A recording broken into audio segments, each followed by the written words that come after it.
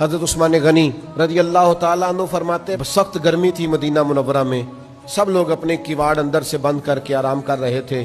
مجھے کوئی مجبوری بنی، سخت دوپہر تھی، ظہر کے بعد کا وقت تھا،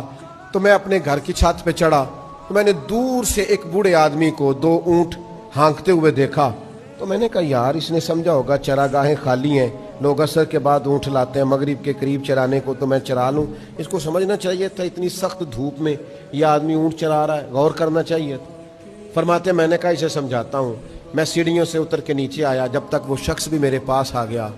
کہتے ہیں وہ قریب آئے تو میں کانپ گیا،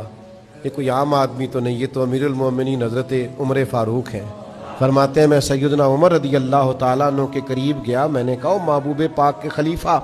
اس وقت دوپہر میں جب ہر آدمی اندر آرام کر رہا ہے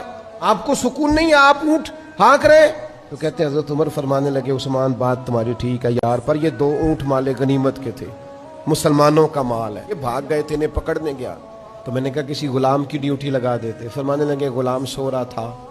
ویسے بھی ذمہ داری غلام کی نہیں میری ہے، تو میں اپنی ذمہ داری کو بھول سکتا، میں اپنی ڈیوٹی کو بھول سکتا؟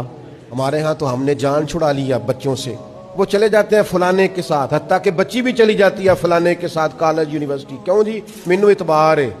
آپ کو پتہ ہے دنیا میں سب سے زیادہ نقصان وہ لوگ کرتے ہیں جن پر آپ اعتبار کرتے ہیں۔ میں اکثر دوستوں سے کہا کرتا ہوں کہ یہ ظلم نہ کرو آپ اپنی اولادوں کے ساتھ، آپ تھوڑا سا خود بھی خیال فرمائیں، تھوڑی خود بھی توجہ کریں، تھوڑا سا خود بھی آپ اپنی ذمہ داری کا احساس کریں۔ بھائی وقت پر سارے کام کریں، وقت کی رفتار کو سمجھیں، مجھے کیا لینے دو، یہ مجھے اپنی غلطی کا اعتراف کر لینے دو۔ کافر نے مشرک نے وقت کی رفتار کو سمجھا تو دنیاوی طور پر مسلمانوں سے آگے گزر گیا،